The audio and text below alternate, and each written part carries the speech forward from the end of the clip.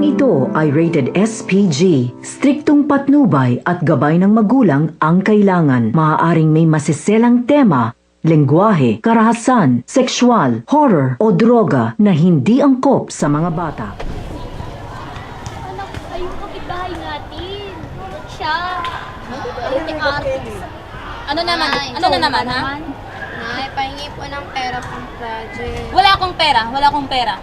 Wala akong trabaho. Wala ka Nay, dyan. sige na. Ano mo anak mo, pinipilitan ka maging ng pera? Wala nga akong pera eh. Hindi mo ba naintindihan? Nay. Wala nga akong pera. Ay. Ano ba? Wala akong pera. Umiyak ang puso ko't sumisigaw, pati ang isip ko't damdamin ay humihiyaw.